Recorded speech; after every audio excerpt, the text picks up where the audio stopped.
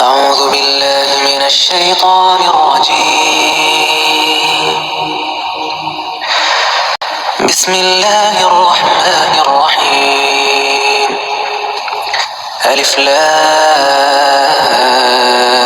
ميم. ذلك الكتاب لا ريب فيه هدى للمتقين الذين يؤمنون بالغيب ويقيمون الصلاة ومما رزقناهم ينفقون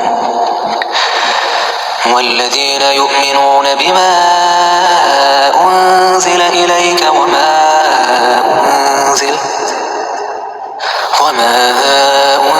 أنزل من قبلك وبالآخرة هم يوقنون أولئك على هدى من ربهم وأولئك هم المفلحون. إن الذين كفروا سواء عليهم أأنذرتهم أم لم تنذرهم لا يؤمنون. ختم الله على قلوبهم وعلى سمعهم وعلى أبصارهم غشاوة ولهم عذاب عظيم. ومن الناس من يقول آمنا بالله وباليوم الآخر وما هم بمؤمنين يخادعون الله والذين آمنوا وما يخدعون إلا أنفسهم وما يشعرون. في قلوبهم مرض فزادهم الله مرضا ولهم عذاب أليم بما كانوا يكذبون.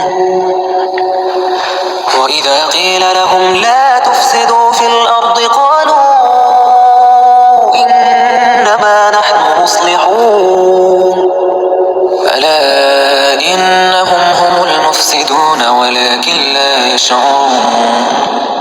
وإذا قيل لهم آمنوا كما آمن الناس قالوا أنؤمن كما آمن السفهاء ألا إنهم هم السفهاء ولكن لا يعلمون. وإذا لقوا الذين آمنوا قالوا آمنا وإذا خلوا إلى شياطينهم قالوا إنا معكم إنما نحن مستهزئون. الله يستهزئ بهم ويمدهم في طغيانهم يعمهون. أولئك الذين اشتروا الضلالة بالهدى فما ربحت تجارتهم وما كانوا مهتدين.